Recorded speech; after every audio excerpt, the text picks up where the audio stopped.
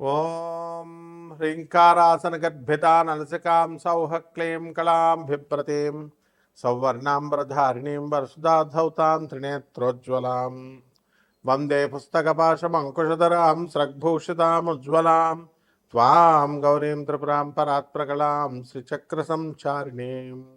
ఓం శ్రీ బెజవాడ కనకదుర్గాదేవ్యై నమః. శ్రీ దుర్గామల్లీశ్వరాభ్యాం నమః. మనకి ఈ యొక్క కుజ బుధ గ్రహాలు రెండూ కలిపి మనకి మీనరాశిలో ఉన్నాయి. మరి ఇది మీనరాశిలో 11 ఏప్రిల్ 2026 సంవత్సరం నుంచి మీనరాశి ప్రవేశం జరిగింది. అదేవిధంగా ఈ యొక్క కుజుడు మీనరాశిలో 2 ఏప్రిల్ 2026 సంవత్సరం నుంచి ఉంటుంది. దీని వలన మొత్తం 12 రాశుల వారు కూడా ఏమండి మాకు చాలా అప్పుల బాధలు ఎక్కువైపోయినాయండి, ఆదాయాలు పెరగట్లేదండి, అప్పులు తీరట్లేదండి అని చెప్పేసి వాళ్ళు చాలా బాధపడుతున్నారు. అంటే ఈ యొక్క ఎందుకు ఈ రుణ బాధలన్నీ కూడా మనం ఆదాయాలు పెరిగినా సరే మనం రుణ బాధలు మనం ఎందుకు తీర్చుకోలేకపోతున్నాం?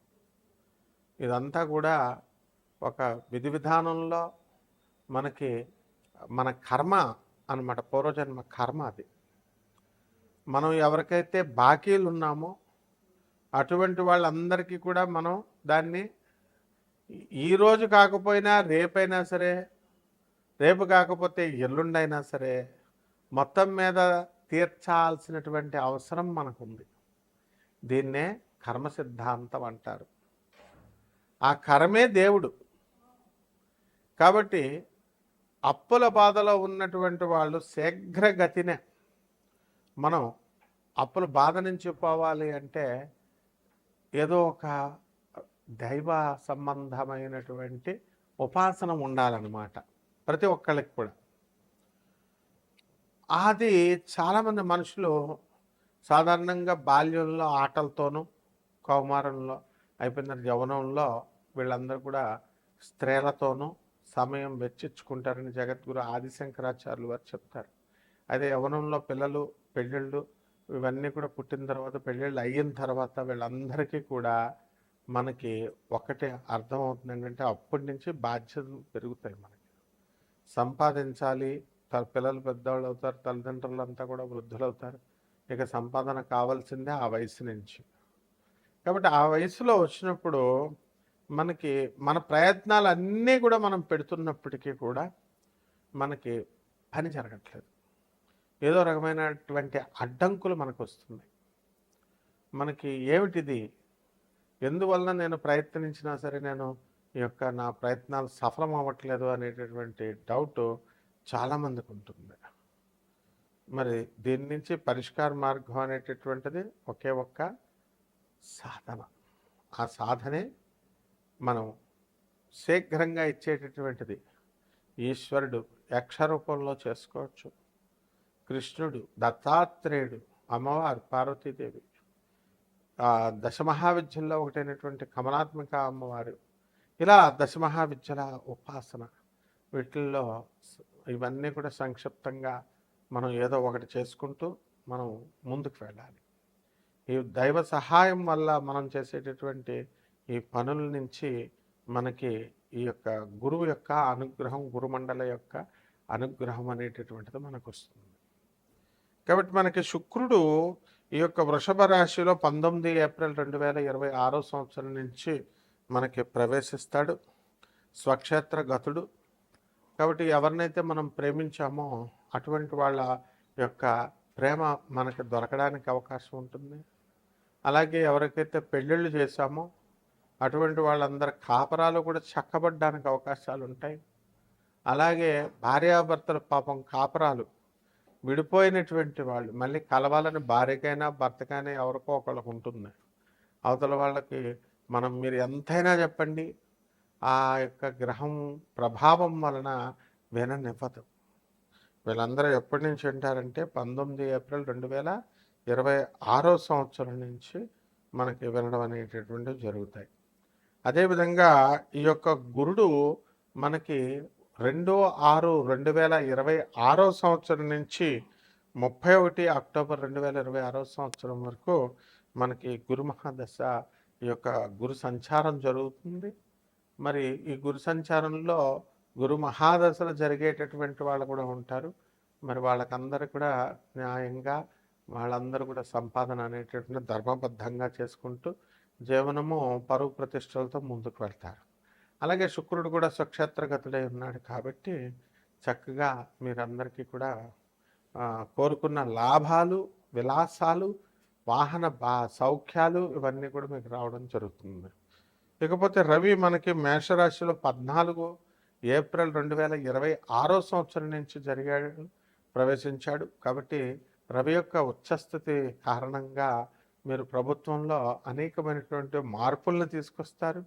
మీకు తర్వాత అనేకమైనటువంటి పనులు మీరు చేయగలుగుతారు. కాబట్టి ఇవన్నీ కూడా రాశి ఫలాలను బట్టి కామన్ ప్లాట్ఫారం మీద మనకందరికీ కూడా చెప్పబడేటటువంటి రాశి ఫలాలు ఇవి. అలా కాకుండా చక్కగా మనము ఈ యొక్క గోచార రీత్యా కాకుండా వ్యక్తిగత జాతకాలు, మీరు ఎప్పుడు పుట్టారు, ఇవన్నీ కూడా మీకు ఎలా జరుగుతున్నాయి, ఇవన్నీ కూడా మనం చూసుకుంటాం. కాబట్టి అటువంటి వాళ్ళకందరికీ కూడా date of birth, time of birth, place of birth ఈ 3 కూడా చాలా అవసరం ఉంటుంది. వాటిని బట్టి మనం చక్రాన్ని వేసి నాసా లైవ్ రిపోర్ట్స్ అనేటటువంటివి రిలీజ్ చేస్తుంది నాసా. దాని నుంచి మనము వాటిని కొరలేట్ చేస్తూ మనం చక్కగా వాటి యొక్క సహాయంతో మనము మీ జీవితంలో జరిగేటటువంటి ప్రతి సంఘటన ఈ 12 రాశుల మీద ఇప్పుడు ఈ మధ్యకాలంలో జరిగేటటువంటివన్నీ కూడా మనం చెప్పడానికి ప్రయత్నిస్తాం. అంటే ఒక్కొక్క రాశి వారీగా మీకు ఏ విధంగా ఉంది అనేది మనం ఈ వీడియోలో చూద్దాం. ఒక్కొక్క రాశి వారికి చూద్దాం. మేషరాశి వారికి అందరికీ కూడా ఇప్పుడు ప్రస్తుతం ఏలినాటి జరుగుతుంది. అందువల్ల ఆధ్యాత్మికంగా మీరు కొన్ని కార్యక్రమాలు చేస్తారు. జపాలు, తపాలు చేయడము, దేవాలయ సందర్శనాలు ఇవన్నీ కూడా చేయడం అనేటటువంటివి జరుగుతుంది. అయితే ఈ రాశి వారికి అందరికీ కూడా మరి మనకి ఈ యొక్క కుజుడు స్వక్షేత్రగతుడై వ్యయస్థితిలో ఉన్నటువంటి కారణాన మనకి కొంచెం కుజదోషాలు ఉన్నటువంటి వాళ్ళకి కొంచెం పెళ్ళిళ్ళు లేటుగా అవడము, ఇలాంటివన్నీ కూడా సంబంధాలు దగ్గరకు వచ్చి చెడిపోవడము, ఇలాంటివన్నీ కూడా జరుగుతాయి. కాబట్టి అయినా సరే మీరు ప్రయత్నాలు ఆపకూడదు. ఏలినాటి శని జరుగుతుంది కాబట్టి మీకు కొంత ఇది జరుగుతూ ఉంటుందండి. ఏంటంటే అపనిందలు జరుగుతాయి, మీ మీద అపనిందలు పడతాయి. కాబట్టి దానికి మనం బాధ్యులు కాకుండా జాగ్రత్తగా మనం చూసుకుంటూ అపనిందలు లేకుండా మనం జాగ్రత్తగా స్త్రీలతో వ్యవహారం చేసినప్పుడు వెళ్తూ ఉండాలి. అలాగే మన ప్రవర్తన అనేటటువంటిది రుజుమార్గంలో ఉండి ట్రాన్స్పరెంట్గా కనుక మనం ఉన్నప్పుడు మనకి ఈ నిందల నుంచి మనం తప్పించుకునేటటువంటి అవకాశం ఉంటుంది. అదేవిధంగా ఆదాయాలు ఈ యొక్క మనకి ఈ రాశి వారికి ఎక్కువగా ఉన్నాయా లేదండి, గతం కంటే తక్కువ ఉన్నాయండి అని ఆలోచిస్తూ ఉంటారు. గతం కంటే కూడా ఆదాయాలు బాగా పెరిగి ఇక 1కి 2 వ్యాపారాలు చేయాలి అనేటటువంటి ఆలోచనలు అనేటటువంటి మీకు కలుగుతాయి. అలాగే ఖర్చులు కూడా చాలా అధికంగా మీరు ఖర్చు చేస్తారు. మీ బంధువులతో తీర్థయాత్రలు వెళ్ళడము, అలాగే చక్కగా ఈ యొక్క ఎక్స్కర్షన్స్కి స్టూడెంట్స్ అందరూ వెళ్ళడము ఇలాగ చేస్తూ ఉంటారు. అలాగే ఈ రాశి వారికి అందరికీ కూడా మనకి విద్యార్థులను మనం తీసుకున్నప్పుడు కాన్సన్ట్రేషన్ అనేటటువంటిది చదువుల మీద తక్కువ పెడతారు. తక్కువ మీద పెట్టి కాన్సన్ట్రేషను వీళ్ళందరూ ఈ యొక్క టైంపాస్ వాట్సాప్లో చేసుకోవడము, టైంపాస్ ఇలా చేసుకోవడం ద్వారా మనకి ఏమవుతుందండి, కాలము వేస్ట్ అవుతుంది.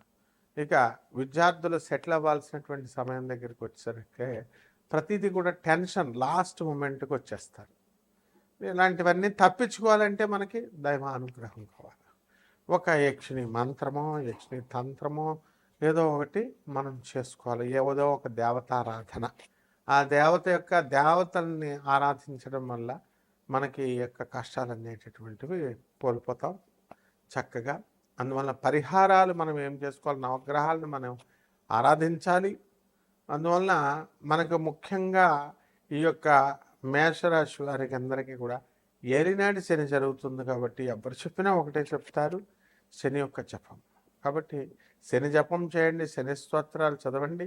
శనికి కిలోంపావు నల్ల నువ్వుల్ని, నల్లని వస్త్రాన్ని ఇచ్చి పేద బ్రాహ్మణులకి శనివారం నాడు ఉదయం 8 గంటలకి దానం చేసుకోండి.